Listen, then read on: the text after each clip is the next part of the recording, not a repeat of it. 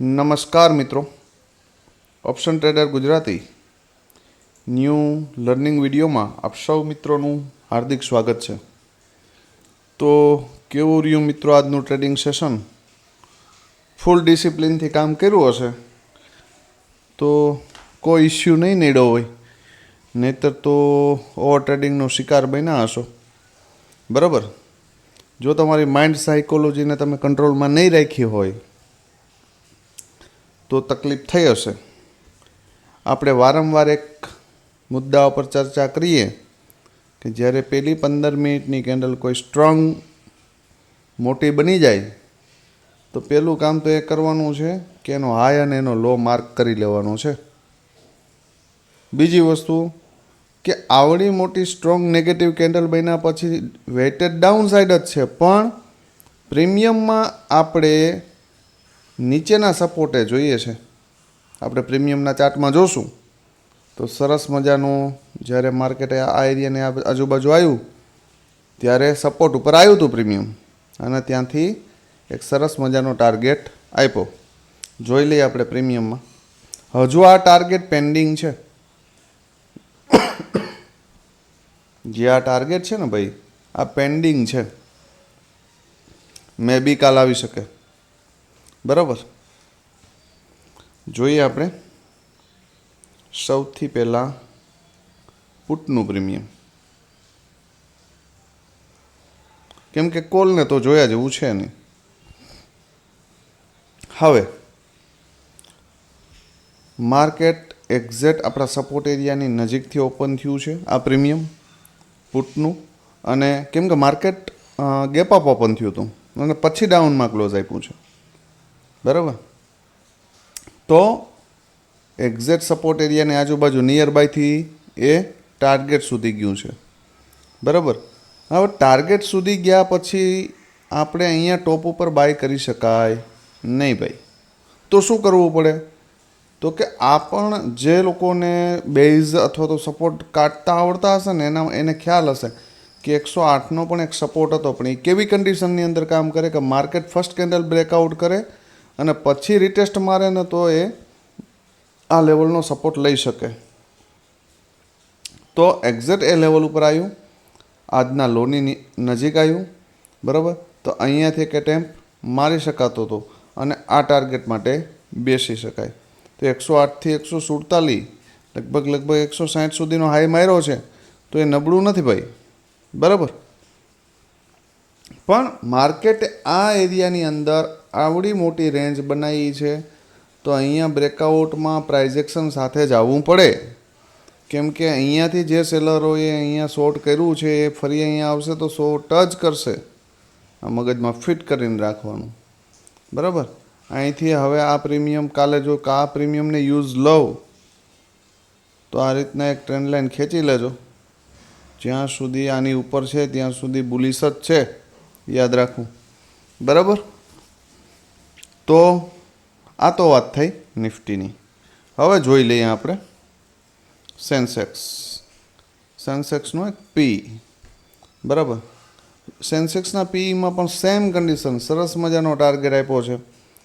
અહીંયાથી અપસાઇડ માટે એક ફર્સ્ટ લેવલ અને આ હાઈ સુધી માર્કેટ ગયું છે, એટલે આપણા માટે એક નવો રેઝિસ્ટન્સ ક્રિએટ થયો આ, બરાબર। ફરી ડીપ આવે તો અહીંયાથી બાયની પોઝિશન કરી શકાય, કાં તો કે વેટેજ પુટ સાઇડ છે તો નાનો એવો સ્ટોપ લોસ આવે અને ટાર્ગેટ આપણે અહીંયા સુધીનો લેવાનો છે, તો એક ટાર્ગેટ અહીંયા આ એરિયા સુધીમાં આપ્યો જ છે, બરાબર।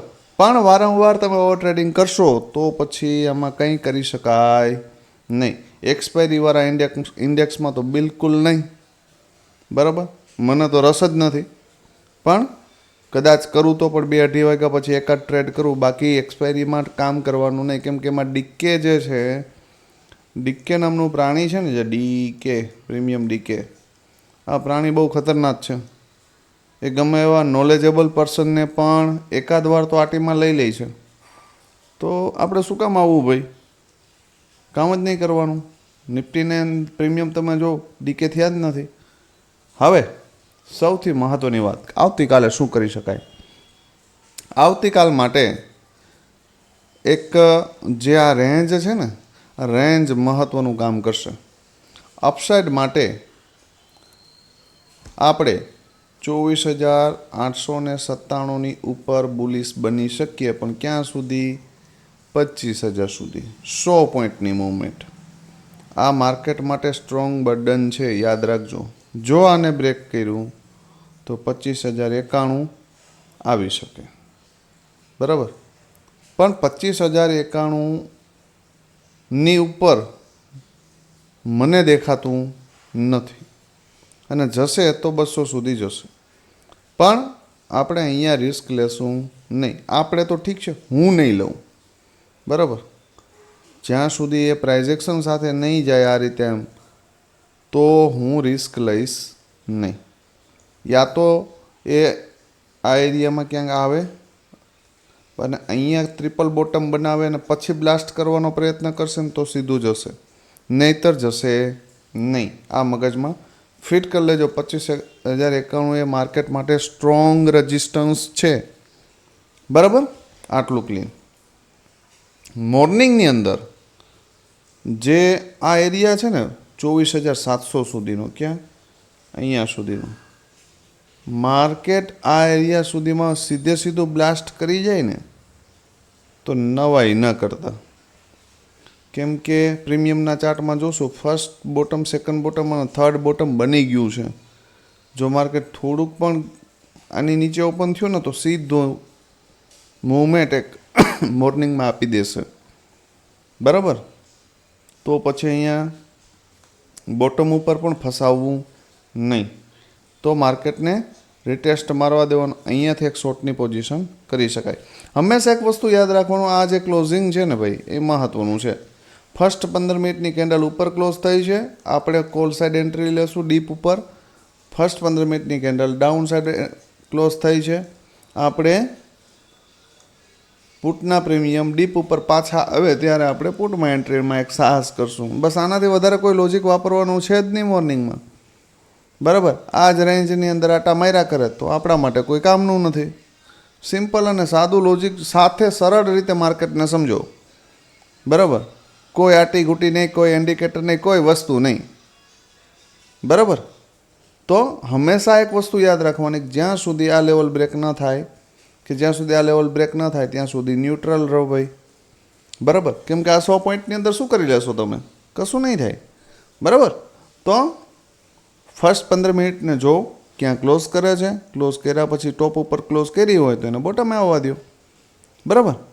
હવે આપણે એક પ્રીમિયમ ઉપર નજર નાખ લઈએ.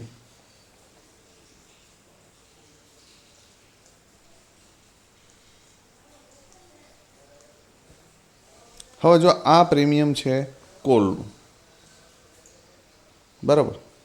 નિફ્ટીનો 24,850નો કોલ. આપણે માર્કેટમાં ન્યુટ્રલ રહેવાનું છે. માર્કેટ સવારે ઓપન થાય, 15 મિનિટની કેન્ડલ ક્લોઝ કરે, પછી જો આપણો મગજ ચાલુ કરવાનો હોય ત્યાં સુધી કરવાનો જ નથી ભાઈ. હવે અમુક મિત્રોને 9:15, 9:17 ટ્રેડ દેખાઈ જાય છે, સાહેબ કોલ લઈએ કે પુટ લઈએ. એટલે ભાઈ એને પહેલાં એને તો નક્કી કરવા દો કે એને કઈ બાજુ જવું છે, પછી આપણે નક્કી કરશું, બરાબર. તો જો આ પ્રીમિયમનો હેવી કન્સલેટ એરિયા છે, મતલબ કે આ પ્રીમિયમનો સ્ટ્રોંગ સપોર્ટ છે 87. આની નીચે આપણે ભૂલી જશું અને ભાઈ જ્યાં સુધી આની ઉપર ન નીકળે અથવા તો નવો બેઝ ન ક્રિએટ કરે ત્યાં સુધી. આટલું મગજમાં ક્લીન રાખો. બીજી વસ્તુ, કોલનો પ્રીમિયમ છે. ધારી લ્યો કે માર્કેટ ગઈકાલના ક્લોઝિંગની ઉપર એક 15 મિનિટની કેન્ડલ ક્લોઝ કરે તો ક્લીન વસ્તુ છે કે આ પ્રીમિયમ ક્લોઝ કરશે તો આ એરિયામાં ક્યાંક હશે, તો ભાઈ આપણે એને અહીંયા આવવા દેશું. અથવા તો જો એ અહીંયા આવી જાય તો વેલ એન્ડ ગુડ.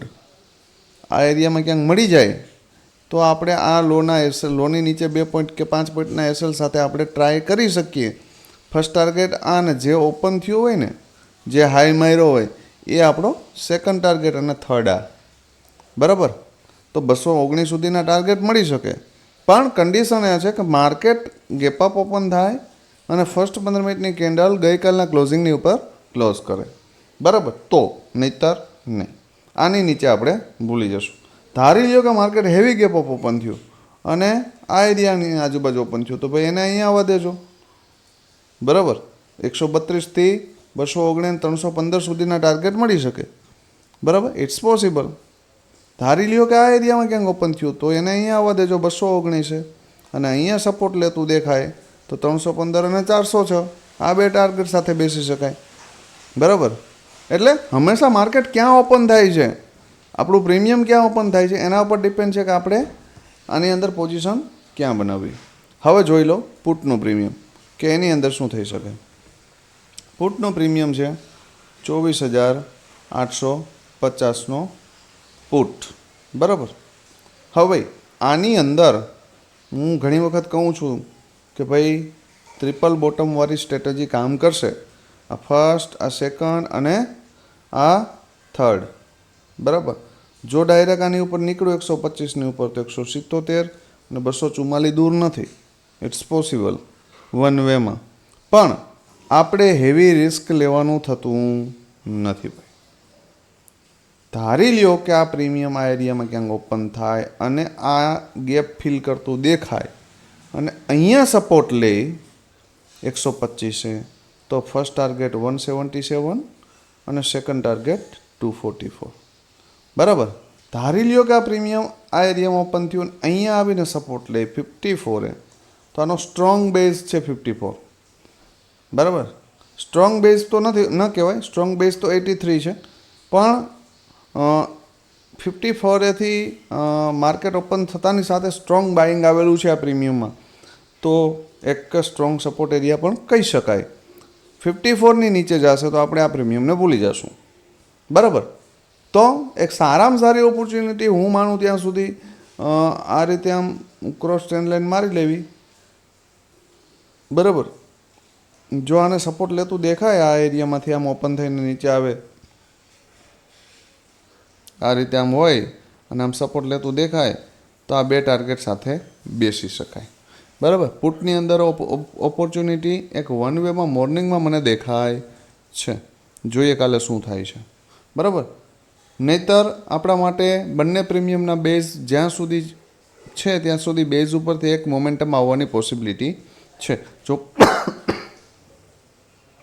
54 થી 83 સુધી પણ આવી શકે. છેલ્લા 2-3 દિવસથી મિત્રો વિડીયો નથી બનતો કેમ કે થોડો શેડ્યુલ ટાઈટ હોય છે એટલે. પણ પરમ દિવસેના મને એક પ્રીમિયમ યાદ છે કે 91ની આજુબાજુનું કંઈક કોલનું પ્રીમિયમનું લેવલ હતું ને ત્યાંથી 219નો ટાર્ગેટ હતો. બરાબર. તો એક બ્લાસ્ટ મૂવમેન્ટ બોટમથી આપણે જોવા મળી આપણા વ્યૂ મુજબ. બરાબર. તો આવી મૂવમેન્ટો તમે તમારી જાતે પકડતા શીખશો ને ત્યારે તમને કોન્ફિડન્સ આવશે કે ભાઈ આ પ્રીમિયમની અંદર 100 પોઈન્ટ કે 150 પોઈન્ટ તમારે 2x ટાર્ગેટ, કેમ કે મોસ્ટ ઓફ આપણા ટાર્ગેટ 2x હોય છે. કેમ કે આપણે કોઈ પણ પ્રીમિયમને જે પકડીએ છીએ એ બોટમ ઉપર પકડીએ છીએ. ક્યાં પકડીએ છીએ? બોટમ ઉપર, નહીં કે ટોપ ઉપર. બરાબર. આ જે વસ્તુ તમે જોવો છો ને એ સેલિંગ સ્ટ્રેટેજી છે, બાઇંગ નથી. બરાબર. એટલે એઝ એ સેલર શું વિચારે છે બરાબર એના વ્યૂ મુજબ આપણે એન્ટ્રી લઈએ છીએ. સૌથી પહેલાં પોસિબિલિટીને ધ્યાનમાં રાખીને એન્ટ્રી લઈએ છીએ. શ્યોરિટી તો પછી આવે. શ્યોરિટી આવ્યા જ્યારે આવે ને તો આપણો એસએલ 30 પોઈન્ટનો થઈ જાય ભાઈ. આ તો પોસિબિલિટીમાં 10 પોઈન્ટનો છે અને એ વિથ લોજિક. બરાબર. તો આ વસ્તુ યાદ રાખજો. સેન્સેક્સની અંદર 82,000નો કોલ છે. કોનો છે? 82,000નો કોલ. બરાબર. આની અંદર શું થઈ શકે તો કે ભાઈ જો એના માટે એક સ્ટ્રોંગ સપોર્ટ એરિયા છે 358. યા તો આ પ્રીમિયમ 358 બાય બને સપોર્ટ લે તો, યા તો આ પ્રીમિયમ 458 બાય બને. બરાબર. 458ની ઉપર નીકળે તો એક એટેમ્પ મારી શકાય 643 અને 956. બરાબર. પણ કહેવાનો મારો ભાવાર્થ છે કે આ એરિયામાં ક્યાંક ઓપન થાય ને જો અહીંયા સપોર્ટ લેતું દેખાય અને 458ને બ્રેક કરી દે ને અહીંયાથી તમે બાય કરો તો 643 સુધી બલિદાન દઈ દેવાય. 300 પોઈન્ટ એટલે 6,000 રૂપિયો થાય એક લોટમાં. બરાબર. તો હિંમત રાખો આને પાર કરે તો બેસવાની, પ્રોફિટને હોલ્ડ કરવાની. સૌથી મોટી તકલીફ દરેક મિત્રોને યાદ છે, લોસ તો 10,000 15,000 20,000 હોલ્ડ કરશે પણ પ્રોફિટ 5,000 આવશે ને એટલે તો આમ હાથ ધ્રુજવા વર્ગી જશે. ખબર નહીં શું થાય છે એમ કે પ્રોફિટ હોલ્ડ થતો નથી. બરાબર. તો પ્રોફિટ હોલ્ડ કરતાં શીખી જાઓ.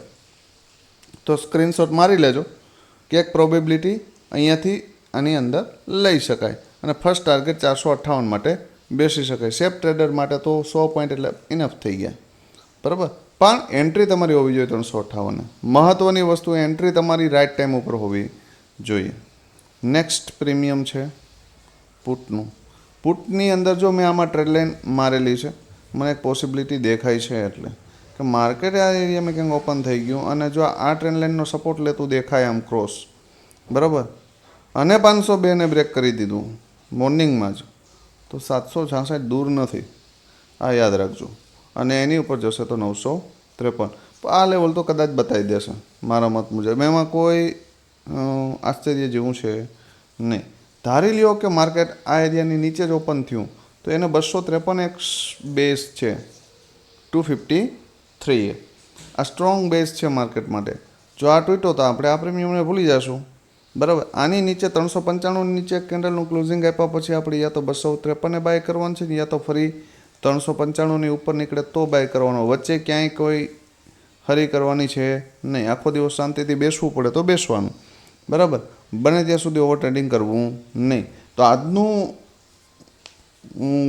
તમારો પ્રોફિટ લોસ શું છે, પ્રોફિટ કર્યો છે, લોસ કર્યો છે, શું છે એ કોમેન્ટ કરીને જણાવજો. 2 દિવસથી વિડીયો નથી આવ્યો તો વિડીયો ના આવવાને કારણે કોન્ફિડન્સ લેવલમાં કોઈ ફરક પડે છે કે કેમ, બરાબર, એ પણ જરા કોમેન્ટ કરીને જણાવજો, જેથી કરીને મને ખ્યાલ પડે કે ભાઈ વિડીયોની ઇમ્પોર્ટન્સ કેટલું છે, બરાબર. તો કોમેન્ટ કરજો અને વધુમાં વધુ મિત્રો સુધી આપણો આ વિડીયો શેર કરજો, જેથી કરીને તમામ મિત્રો આપણી સાથે જોડાઈ શકે અને સાચા માર્ગે અને નાના સ્ટોપ લોસથી મોટા ટાર્ગેટ લઈ શકે, બરાબર, અને ઓવર ટ્રેડિંગથી બચી શકે. આવતીકાલે ફરી મળીશું નવા વિડીયોમાં. ત્યાં સુધી જય માતાજી, હર હર મહાદેવ.